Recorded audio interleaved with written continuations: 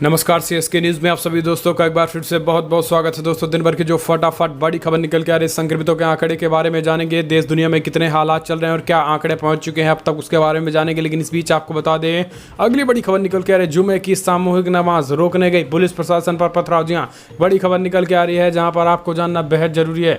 इसके साथ ही अगली बड़ी खबर जानेंगे जहाँ पर प्रधानमंत्री नरेंद्र मोदी ने आज मन की बात में कई बड़े ऐलान किए।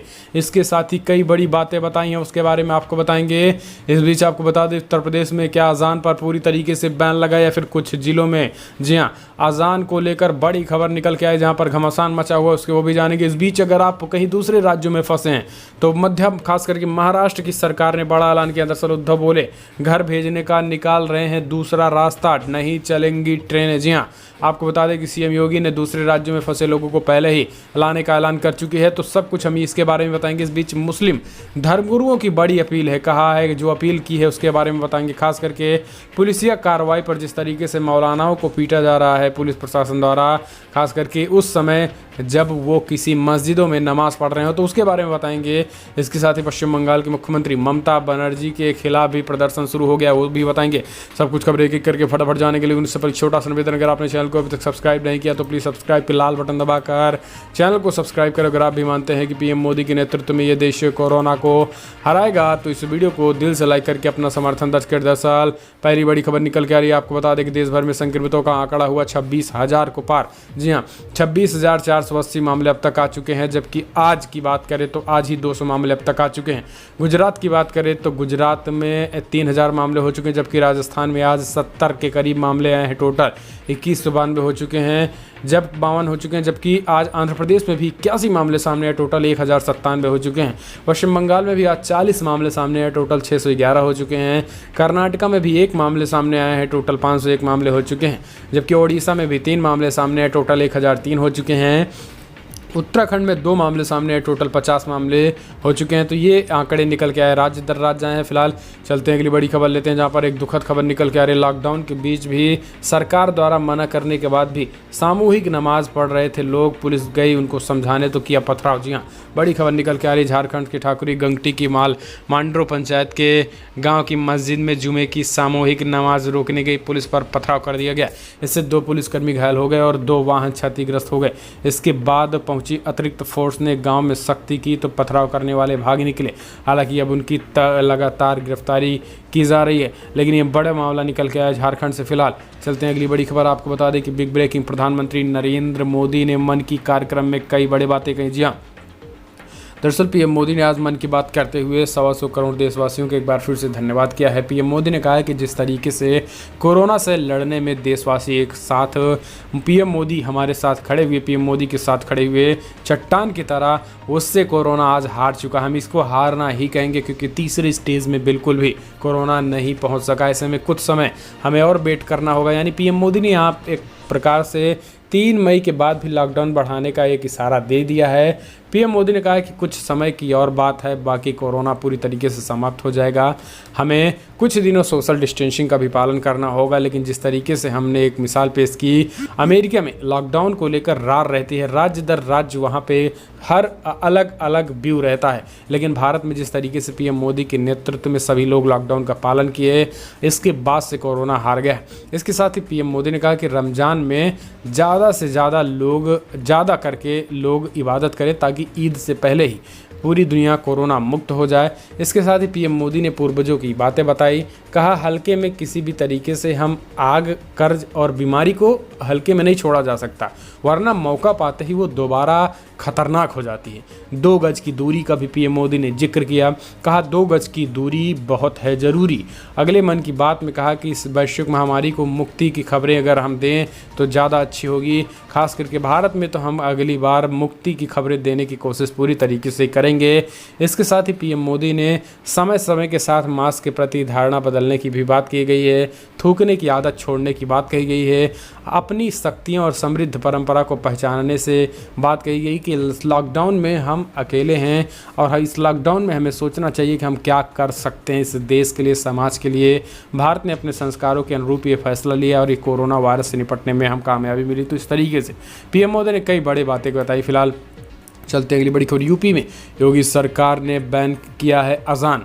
जी हाँ, क्या ये पूरी तरीके से सच है, आपको जानना बेहद जरूरी है। दरअसल आपको बता दें कि सोशल मीडिया में यूपी में अजान को लेकर बड़ी खबर निकल के आ रही है। एक भड़क कह रहा है कि सीएम योगी ने अजान को बैन कर दिया है, तो बदनाम करने की भी कोशिश की जा रही है। और दूसरी तरफ अजान को लेकर ये भी निकल के आ रहा है कि कई जिलों में बैन भी हुआ है। तो आपको सच्चाई क्या है? दरअसल आपको बता दें कि यूपी में अजान को लेकर जो बड़ी खबर निकल के आ रही थी, उनमें से महज झूठे ही दावे हैं।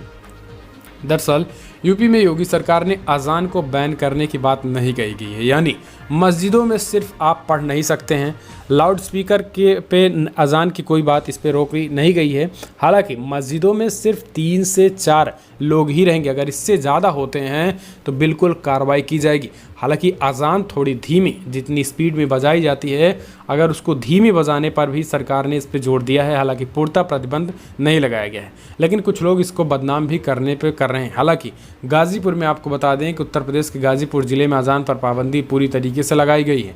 जिले के डीएम ने इसकी पुष्टि की। उन्होंने कहा है कि हमें सरकार की ओर से अजान की अनुमति दिए जाने का कोई निर्देश नहीं मिला है, इसलिए हमें अजान भी पूरी तरीके से बंद करने का हम आदेश दे दिए हैं। यानी गाजीपुर में नमाज के दौरान अजान भी नहीं होगी। नमाज और अजान में फ़र्क है, इसलिए नमाज तो होगी लेकिन अजान नहीं होगी, और नमाज भी 2-3 लोगों से ज़्यादा नहीं कर सकते हैं लोग। फिलहाल चलते हैं अगली बड़ी खबर। प्रवासी मजदूर उद्धव बोले घर भेजने का निकाल रहे हैं रास्ता, फिलहाल कोई नहीं चलेंगी ट्रेन। जी हाँ, महाराष्ट्र के मुख्यमंत्री उद्धव ठाकरे ने रविवार को वीडियो कॉन्फ्रेंसिंग के जरिए मुद्दे पर बात की है, और इसके साथ ही उन्होंने कहा कि आजकल लोग ये बोल रहे हैं कि भगवान कहाँ है, और हमें उन्हें बताना चाहता हूँ कि इस समय हमारी सेवा कर रहे डॉक्टर, पुलिस, स्वास्थ्यकर्मी भगवान ही हैं। ठाकरे ने प्रवासी मजदूरों से बात करते हुए उन्होंने कहा कि हम जल्द ही आप लोगों की मदद के लिए कोई दूसरा रास्ता निकालेंगे और आपको आपके घर तक पहुंचाएंगे, लेकिन फिलहाल ट्रेन चलने का कोई बात उन्होंने नहीं कही। उन्होंने कहा कि ट्रेन फिलहाल नहीं चलेगी। यूपी की योगी सरकार भी लगातार दूसरा रास्ता निकालने पर कारगर काम कर रही है। फिलहाल चलते हैं अगली बड़ी खबर। लॉकडाउन तोड़कर ममता सरकार के खिलाफ प्रदर्शन, बाबुल सुप्रियो के घर जुटे बीजेपी नेता। जी हाँ, आपको बता दें कि पश्चिम बंगाल मुख्यमंत्री ममता बनर्जी की तानाशाही को लेकर लगातार बीजेपी एकजुट हो रही है, और बीजेपी लगातार उनके खिलाफ आवाज़ भी उठा रही है। यही कारण है कि सभी बीजेपी के नेता इस लॉकडाउन में खास करके बाबुल सुप्रियो के घर पे इकट्ठा हुए, और बाबुल सुप्रियो के घर इकट्ठा होकर लॉकडाउन के बीच सोशल डिस्टेंसिंग मेंटेन करते हुए उन्होंने बीजेपी के ममता बनर्जी के खिलाफ अनोखा प्रदर्शन किया है। उन्होंने बैठकर हाथों में तख्तियां लेकर प्रदर्शन किया, और ख़ास करके ममता सरकार को पूरी तरीके से चेतावनी दी है एक बार फिर से। इस लॉकडाउन जिस तरीके से तानाशाही करके ना तो जमातियों का कोई भी वो कोई स्थान बता रही है, उन जमातियों के खिलाफ जिस तरीके से वहाँ पर जमातियों को छुपाया गया है, उसको लेकर भी बीजेपी प्रदर्शन कर रही है। फिलहाल चलते हैं अगली बड़ी खबर लेते हैं। पाकिस्तान से निकल के आ रही कोरोना, कश्मीर और FATF में फेल होने के बाद इमरान सरकार, पाकिस्तानी सेना ने किया साइडलाइन, तख्ता पलट की बड़ी तेज़ हुई खबर है। जी हाँ, कोरोना वायरस की कहर से पूरा पाकिस्तान जूझ रहा है। देश में अब तक 12,000 से ज़्यादा मामले सामने आ चुके हैं, 265 लोगों की जान भी चली गई है। इस महासंकट की घड़ी में अब प्रधानमंत्री इमरान खान अपनी ही जनता के लिए बेगाने हो गए हैं।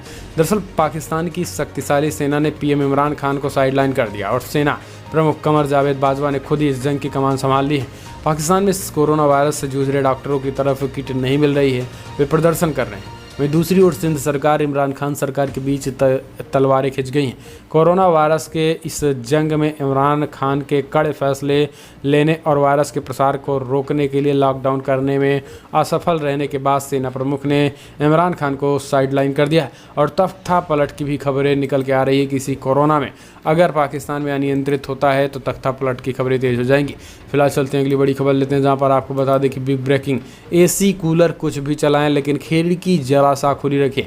कोरोना को लेकर सरकार की नई गाइडलाइन। जी हाँ, कोरोना महामारी के बीच बढ़ती गर्मी की कई चिंताएं हैं। अफवाहें और पुष्टि अपुष्टि सूचनाएं लोगों को बेचैन कर रही हैं। दरअसल ऐसे में भारत सरकार में जागरूकता के लिए गाइडलाइन जारी की गई। इनमें बताया गया है कि आप चाहे पंखा चलाएं या AC कूलर पर कमरे की खिड़की को थोड़ा सा खोलकर जरूर रखें, इससे हवा के जरिए संक्रमण की संभावना कम कर सकेंगे। कार्यालय, अस्पताल और बड़े सेटअप वाली जगहों के लिए अंदर की अशुद्ध हवा बाहर जाने के और बाहर की ताज़ी हवा अंदर आने की भी व्यवस्था रखने को कहा गया है। तो खिड़कियां थोड़ा खोल के रखें घरों के। फिलहाल चलते हैं अगली बड़ी खबर लेते हैं, जहां पर आपको बता दें कि दिल्ली के बाद 5 और राज्य बढ़ाना चाहते हैं लॉकडाउन। सोमवार को ले सकते हैं फैसला। जी हाँ, दरअसल लॉकडाउन बढ़ाने को लेकर जहां एक तरफ कल प्रधानमंत्री नरेंद्र मोदी देश के सभी मुख्यमंत्रियों के साथ वीडियो कॉन्फ्रेंसिंग करेंगे। इसके साथ ही सभी मुख्यमंत्रियों में कई ऐसे राज्य हैं, 5 से ज़्यादा राज्य जो अब लॉकडाउन बढ़ाने को लेकर भी फैसला करने वाले हैं। ऐसे में 3 मई के बाद लॉकडाउन बढ़ना तय माना जा रहा है और ऐसे में जो ट्रेन चलने की बात थी वो पूरी तरीके से प्रतिबंध लग गया है, उस पर भी रोक लगेगी। हालांकि मजदूरों को अपने अपने राज्यों में बुलाने के लिए सभी सरकारें कोई तीसरा रास्ता निकालने पर विचार कर रही हैं। फिलहाल चलते हैं अगली बड़ी खबर लेते हैं, जहां पर आपको बता दें कि सऊदी अरब ने कोड़े मारने की सज़ा बंद कर दी है। जी दरअसल सऊदी अरब में एक नया कानून था जहां पर कभी कभी कोर्ट द्वारा कोड़े मारने की भी ऐलान किए जाते थे तो ये सज़ा मिलती थी, लेकिन अब सऊदी अरब शाह और युवराज क्राउन प्रिंस द्वारा मानवाधिकार की दिशा में उठाया जा रहा है ये ताज़ा कदम है, जिसमें कोड़े मारने की सज़ा को पूर्णतः खत्म करने की घोषणा कर दी गई है। अदालतों द्वारा दी जाने वाली कोड़े मारने की सज़ा पूरी दुनिया के मानवाधिकार समूह विरोध करते हैं, इसलिए अब इस पे पूरी तरीके से प्रतिबंधित कर दिया गया। ये सऊदी अरब के उन तमाम बेढंगे कानूनों में से एक बेढंगा कानून भी था। फिलहाल चलते हैं अगली बड़ी खबर लेते हैं, जहां पर आपको बता दें कि मध्य प्रदेश शिवराज सरकार ने महिलाओं को सौंपा मास्क बनाने का जिम्मा। एक मास्क के मिलेंगे 11 रुपये। जी हाँ, मध्य प्रदेश के मुख्यमंत्री शिवराज चौहान ने प्रदेश की महिलाओं को मास्क बनाने की मंजूरी दे दी है। दरअसल शिवराज ने शनिवार को जीवन ज्योति योजना लॉन्च की है। इस योजना के तहत जो महिलाएं मास्क बनाएंगी उन्हें सरकारी व्यवस्था के अनुसार तय जगह पर जमा करेंगी और उन्हें हर मास्क के लिए 11 रुपये का भुगतान किया जाएगा। महिलाओं को घर में मास्क बनाने के लिए और राज्य के लोगों को मुहैया कराने के लिए शिवराज सरकार ये योजना लेकर आई है। शिवराज सिंह ने कहा है कि मास्क बनाने से न केवल महिलाओं को फ़ायदा होगा बल्कि वो एक पूर्ण कार्य में भी भागीदारी करेंगी। इस योजना में पहले शहरी क्षेत्रों की महिलाओं को मौका मिलेगा। शहरी क्षेत्रों की महिलाएं के लिए एक टोल फ्री नंबर जारी किया, आप इस नंबर पर फ़ोन करके अपना पंजीकरण कर सकते हो। उसके बाद सरकार आपको कॉटन के कपड़े देगी। कॉटन के कपड़ों को आपको सिलना है, 11 रुपये मिलेंगे। अगर आप 100 पर डे बना देते हैं तो 1100 रुपये आपको घर बैठे मिलेंगे। जी हाँ, आप नंबर लिख लीजिए 075527000800। जी हाँ, एक बार फिर से नंबर लिख लीजिए, घर बैठे पैसे कमाइए। नंबर लिखिए 075527000800, ये नंबर है और आप मास्क बनाकर खूब अच्छे से पैसे कमा सकते हैं। आप इस पर फ़ोन करेंगे और आप पंजीयन रजिस्ट्रेशन कराएं। फिलहाल चलते हैं अगली बड़ी खबर, आपको बता दें कि बिग ब्रेकिंग न्यूज़ निकल के आ रही, जहां पर उत्तर प्रदेश के पुलिसकर्मियों पर भी कोविड-19 का साया, क्वारंटाइन किए जा रहे हैं। जी हाँ, लगातार आंकड़े बढ़ रहे हैं, इसको देखते हुए ये बड़ी खबर आई है। फिलहाल चलते हैं अगली बड़ी खबर, दुनिया भर के आंकड़ों पर एक नज़र डालते हैं। दरअसल दुनिया भर में जो आंकड़े निकल के आ रहे हैं वो 28 लाख के करीब पार कर गए। जी हाँ, आपको बता दें कि अब तक लगभग 29 लाख लोग संक्रमित हो चुके हैं, पूरी दुनिया भर का आंकड़ा, जबकि 2,03,000 लोगों की मौत हो गई है। यूनाइटेड स्टेट की बात करें तो 9,58,000 कन्फर्म केसेज आए हैं, जबकि 54,000 लोगों की मौत हो गई है। स्पेन में 2,23,000 कन्फर्म केसेज आए, जबकि 23,000 लोगों की मौत हो गई है। इटली में 1,95,000 कन्फर्म केसेज आए हैं, जबकि 26,000 लोगों की मौत हो गई है। जर्मनी में 1,56,000 केसेज आए हैं, जबकि 58,177 लोगों की मौत हो गई है। यूनाइटेड किंगडम में 1,48,000 केसेज आए, जबकि 20,000 लोगों की मौत हो गई है। फ्रांस में 1,24,000 कन्फर्म केसेस आए हैं, जबकि 22,000 लोगों की मौत हो गई है। तो ये दुनिया भर के आंकड़े हैं, मृतकों की संख्या निकल के आई है। फिलहाल चलते हैं अगली बड़ी खबर लेते हैं, जहां पर आपको बता दें कि बड़ी खबर ये निकल के आ रही है कि मौलानाओं ने, जी हाँ, आपको बता दें कि मुस्लिम धर्मगुरुओं ने एक अपील की, कहा है कि रमज़ान में इमाम, हाफिज़, मौलवी पर हाथ ना उठाएं, पुलिस नहीं तो बिगड़ सकता है माहौल। जी हाँ, कहीं ना कहीं हम सब कह सकते हैं कि पुलिस प्रशासन को चेतावनी दी गई है मौलानाओं के द्वारा, और ये कहा गया है कि पुलिस प्रशासन धर्मगुरुओं पर हाथ न उठाए।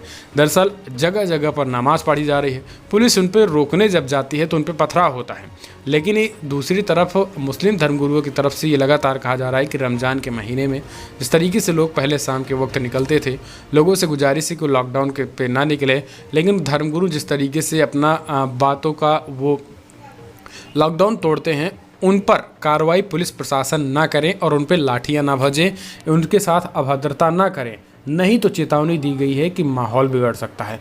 ये मुस्लिम मौलानाओं के द्वारा किया जा रहा है, बताया गया है। पुलिस प्रशासन को चेतावनी दी गई है, खास करके महाराष्ट्र, यूपी के पुलिस प्रशासन के लोगों को चेतावनी दी गई है मुस्लिम धर्मगुरुओं द्वारा। तो ये एक बड़ी खबर आई है। फिलहाल कमेंट के माध्यम से इसके बारे में आप अपनी राय देना ना भूलें। आपको क्या लग रहा है कि अगर मुस्लिम धर्मगुरु बड़ी संख्या में लोगों के साथ नमाज नहीं पढ़ेंगे तो क्या पुलिस प्रशासन फर्जी ही उनको मारने पीटने लगेगी? कमेंट के माध्यम से अपनी राय देना ना भूलें। फिलहाल बड़ी खबरों में इतना ही, लेकिन अगर आपको वीडियो पसंद आए तो लाइक करें, शेयर करें कमेंट के माध्यम से अपनी राय देना ना भूलें। और अगर आप भी पीएम मोदी के समर्थन में और आप मानते हैं कि पीएम मोदी के नेतृत्व में कोरोना हारेगा तो एक बार फिर से वीडियो को लाइक कीजिएगा, कमेंट के माध्यम से अपनी राय दें। फिलहाल इस वीडियो में इतना ही। जय हिंद, वंदे मातरम।